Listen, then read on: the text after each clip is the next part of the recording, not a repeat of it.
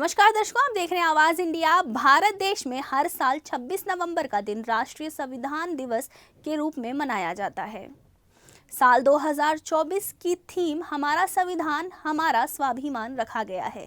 इस मौके पर मुंबई के बीकेसी स्थित विदेश मंत्रालय के पासपोर्ट दफ्तर में भी संविधान दिवस मनाया गया। इस कार्यक्रम का आयोजन महाराष्ट्र रीजनल पासपोर्ट के मुख्य अधिकारी डॉक्टर राजेश गवांडे की ओर से पासपोर्ट रीजन दफ्तर में किया गया था। इस कार्यक्रम के प्रमुख अतिथि के तौर पर मुंबई हाई कोर्ट के न्यायाधीश जस्टिस पृथ्वीराज चौहान को निमंत्रित किया गया। इस कार्यक्रम में संविधान दिवस के मौके पर मुंबई हाई कोर्ट के न्यायाधीश जस्टिस पृथ्वीराज चौहान से बातचीत की हमारी संवाददाता ज्योत्सना गंगने ने। पूरे भारत में आज संविधान दिवस मनाया जा रहा है। भारत को संविधान अपनाते हुए 75 साल पूरे हो चुके हैं। इस मौके पर बातचीत करने के लिए हमारे साथ है मुंबई हाई कोर्ट के जज जस्टिस पृथ्वीराज चौहान सर। बहुत बहुत स्वागत है आपका आवाज़ इंडिया में। धन्यवाद। सर, मेरा पहला सवाल तो ये है कि आपने जो अभी अपने भाषण में खास तौर पर डॉक्टर बाबा साहब अम्बेडकर इनके पूरे जीवनी बताई, किस तरह से देखते हैं, किस तरह से डॉक्टर बाबा साहब अम्बेडकर की जीवनी आपको प्रेरित करती है? देखिए, डॉक्टर बाबा साहब अम्बेडकर ने जो एक सपना देखा था इस देश के लिए, उस सपने को साकार करने के लिए जितने प्रयत्न हम लोगों ने करने चाहिए थे, उस दिशा में करने चाहिए थे, उस दिशा में हम लोग अभी तक पूरी तरह सफल नहीं हो पाए हैं। वक्त लगेगा, क्योंकि जब तक हम अपनी मानसिकता को नहीं बदलेंगे, सबसे ज़रूरी है आप अपनी मानसिकता को बदलाव लाजिए। और आज जो कई हद तक हम देखते हैं कि समाज में आज भी भेदभाव है, कई बातें हैं जिन पे अभी बोलना उचित नहीं होगा, परंतु उनके दिव्य संविधान की जो मुख्य धाराएं है, उनकी संविधान का जो आत्मा है, उसको हमारी जातीय ज़िंदगी में लाने के लिए या उस पर अमल करने के लिए समाज के हर एक घटक को, समाज के तबके के हर एक इंसान को, जो आखिरी इंसान है, जो जिसके पास आज मूलभूत सुविधाएं उपलब्ध नहीं है, जैसे कि हम कहते हैं कि रोटी, कपड़ा और मकान, जब तक ये सुविधाएं इस देश के आखिरी नागरिक तक नहीं पहुंचती, तब तक हम ये नहीं कह सकते कि आज हमने बाबा साहब का जो सपना था, संविधान में जो उन्होंने विदित किया है, वो पूरा हुआ। सर, हमारा संविधान लिखने के लिए 2 साल से भी ज़्यादा वक्त लगा है। देश को संविधान अपनाते हुए 75 साल गुजर चुके हैं। किस तरह से देखते हैं देश में स्वतंत्रता से पहले, संविधान से पहले क्या स्थिति और अब की क्या स्थिति?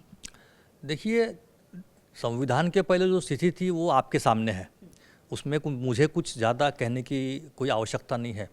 पर संविधान अपनाने के बाद में जिस तरह से जितनी प्रगति होनी ज़रूरी थी या चाहिए थी, वो आज हम देखते हैं कि उतनी प्रगति नहीं हुई है।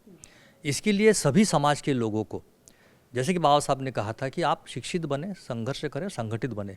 हम लोग शिक्षित हो रहे हैं, हम लोग संघर्ष कर रहे हैं, पर हम लोग संघर्ष संगठित होकर नहीं कर रहे हैं। तो संगठित होना ही आज के तारीख में सबसे ज़रूरी चीज़ है। जब तक हम लोग संगठित नहीं होंगे, तब तक हमारे संघर्ष की जो परिभाषा है वो एक सीमित दायरे में रहेगी। तो संघर्ष संगठित होकर अगर करते हैं, तो आज के परिप्रेक्ष्य में अगर हम जो देखते हैं, तो हमको अगर आगे तरक्की करना है, प्रगति करना है और एक अच्छा समाज हमको समाज की निर्माण करना है, तो हमें संगठित होकर ही संघर्ष करना पड़ेगा, ताकि हम पूरे समाज को, ऐसा नहीं कि बाबा साहब ने संविधान सिर्फ दलित और जो दुखड़े पिछड़े उनके लिए लिखा, संविधान ये पूरे देश के लिए है, देश के हर एक नागरिक के लिए है। तो ये हर एक नागरिक का कर्तव्य बनता है कि वो संविधान की जो प्रियम्बल है, उसमें लिखी हुई चीज़ों को भी अगर वो गौर से उसके ऊपर अगर अमल करता है, तो देश के हर एक नागरिक को जो संविधान में जो लिखी हुई बातें हैं, स्वतंत्रता, न्याय, समता, वो उसको प्राप्त होगी। सर, क्या आपको लगता है कि संविधान जो है उसका ज्ञान या उसकी समझ आम लोगों तक भी पहुंची है? बाकी मतलब जो बड़ी चीज़ें लिखी है उसमें, वो तो लोग जानते ही है, शिक्षित लोग जानते हैं, लेकिन संविधान का जो आधारशिला है, क्या उसकी समझ आम लोगों तक पहुंची है? और अगर वो नहीं पहुंची है, तो उसे पहुंचाने का कौन सा सही जरिया हो सकता है? वही बात फिर से हो गई जो बाबा साहब ने कही थी, आप शिक्षित बनो। और जो लोग पढ़े लिखे हैं, आज की तारीख में जितने लोग शिक्षित हैं, तो ये उनका कर्तव्य है कि वो हर एक तबके के, हर एक अशिक्षित और हर एक जो पिछड़ा वर्ग है, उन तक जाए और उनको उनकी संवैधानिक अधिकारों के बारे में बताए।